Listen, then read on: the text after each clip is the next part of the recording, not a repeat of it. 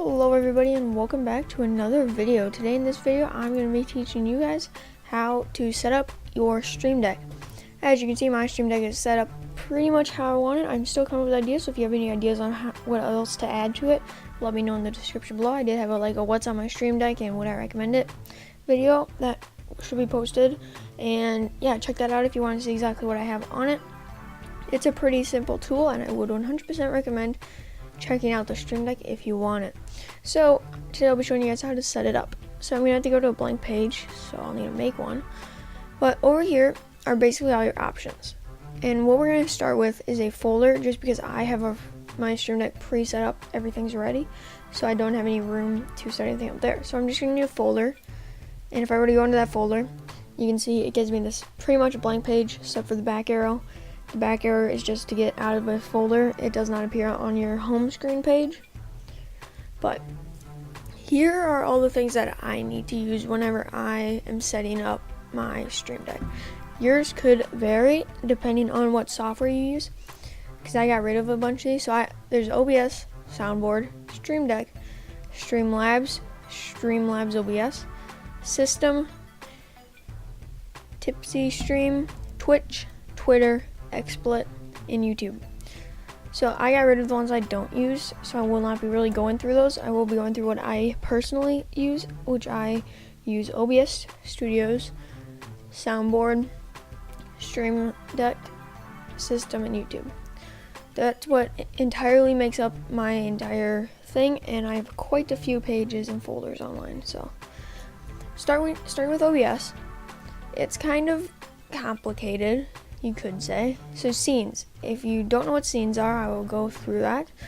You can put a scene in, audio mixer, recording, stream, and source. So I'll show you guys what all those are. So you're gonna get the infinite loop here, just like that. So what I'm gonna do, there you go. Okay, so this is a scene. It's kind of, in my mind, I know people think of it as different things. In my mind, it's like a folder, and it kind of is just what stores all that data that you need. So you can see I have my PC Build Simulator folder. You have all my things there. Same with PixArk. And this one that I'm recording on right now. And then, so that's a scene. So if you have a scene and you add that on, and the way you add it, see if I can do this. Okay, so the way that you add it is you have to just drag it on. Very simple. And then you can adjust. So you can title if you want. I personally like to not title it because I don't think it looks as good. But if you were to title it, we'll call it PixArk. You know, this is not the PixArk page. And then you can change some of the font, positioning, and all that kind of stuff. Color, you can do all that stuff. So that's kind of cool. And then you can select what it does. We're going to do scene 2 because that's what I am on right now. And then here, there's two things. There's on and off. So if I were to leave the page, it would turn dark. If I were to come back on using that button, it would turn light again. And then you can also change the picture. So you can do select from file or create new icon. If you select from your file, you just need some downloaded icons. If you create a new one, you're gonna go onto their website. It will direct you straight there, and you can work on create one. And they changed the thing. You do not have to download it. You can actually drag it from the preview menu over to right on top here. It has to be right on the top of there, and that will be how it does it. And make sure you're on this light one, because then on the dark, then it will change it to have this dark one right here without you having to do anything, which is kind of nice. But that's that. And next we're going to go over the mixer audio, which is just this stuff down here. So it's kind of pretty simple. And then the recording would just start your recording over here. Same with stream, it would start your stream. I recommend having these in separate folders. I'll show you what I mean. So you can see here, I have this live folder. If I click that, I will start my stream. but it makes it so it's very unlikely to start a stream. And then sources. Sources are these. These are like your individual captures. So if I were to take this one, I could set it to be a source from the one that I'm in now, display capture, which is the only one in here. And now if I click that, it will turn that one on and off. See how it's turning it on and off? And you can see on the screen how it's changing from light and dark because I'm clicking it. So that's what OBS can do for you. Soundboard, that's pretty much on Windows, it's just gonna play different things and stop different things. So I would put that on there. You can choose files and it will play them for you, and then start, stop. You can have all these different things, and you can do some volume adjustments. Again, you can change the icons, and not only do you have to click that, you can right click also. And then stop audio just stops it completely. Okay, and then Stream Deck, this one's kind of useful. So in the Stream Deck one, you can create folders as I did here. You can do all the same things with folders. You can even copy folders to speed up any process that you're trying to do. Profiles, they do allow for multiple profiles. I do not use profiles in mine, but some people do. Multi-action, that's where you're basically doing multiple different hotkey type things at once. So if I were to bring that up, you would have to drag actions on top. So for example, you could switch profile, delay, brightness. You could basically do a bunch of different of these actions at once. I feel like it could be useful. I just haven't used it yet, so I might try it out one of these days. But okay, so that's the multi-action. And to delete them, you just do this. You could do don't ask me again. I prefer for it to ask me unless I'm doing like a lot of deleting, just because it makes sure you're not deleting something you don't want to. And then timer, which is what I have, and I'll show you guys what you do. So it's in seconds, so you're going to have to calculate the amount of time in minutes, but when you actually have it on your screen, it will display in minutes. And then you can choose if you want a tone or a sound. I don't, because I use these doing live streams, so if I have a sound, they'll be able to hear it, and that's not good. So I do none, but it will still go off on your screen saying like done. And then brightness will change the brightness of your Stream Deck, and you have all these options here. Okay, system is fairly simple also. So in the system, you have your multimedia, so play, pause, all that stuff.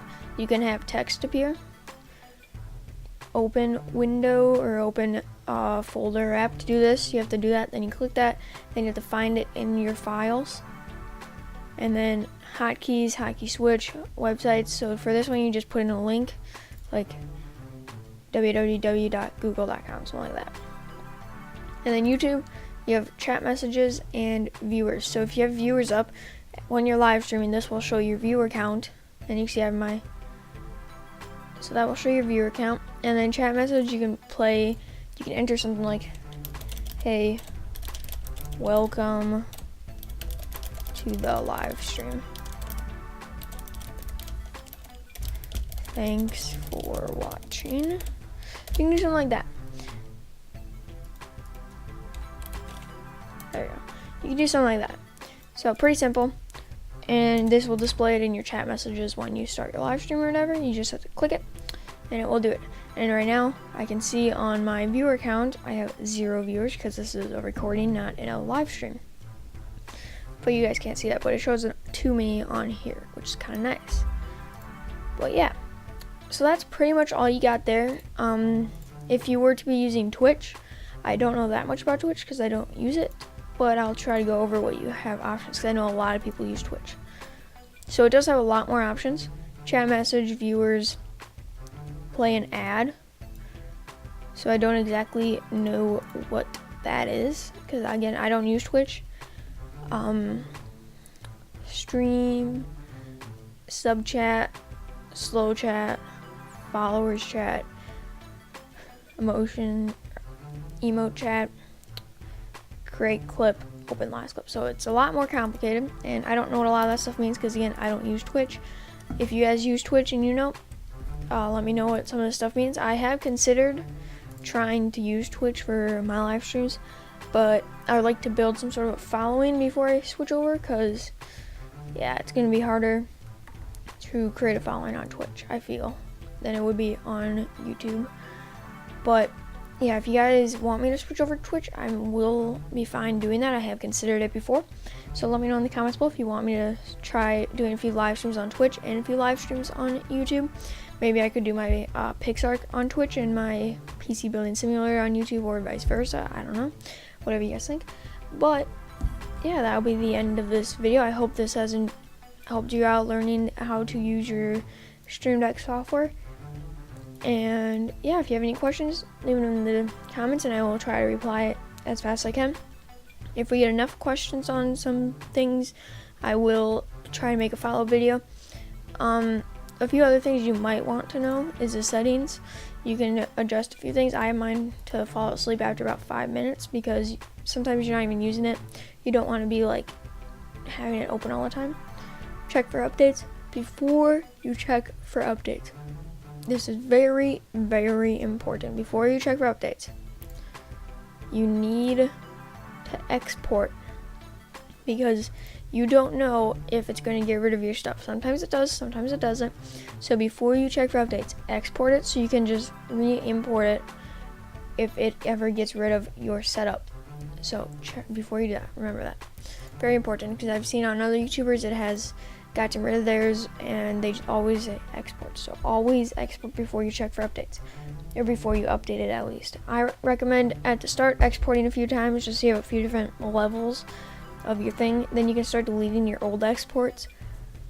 And yeah, that'll be the end of this video. I hope you guys enjoyed it, and I'll see you guys all later. Bye.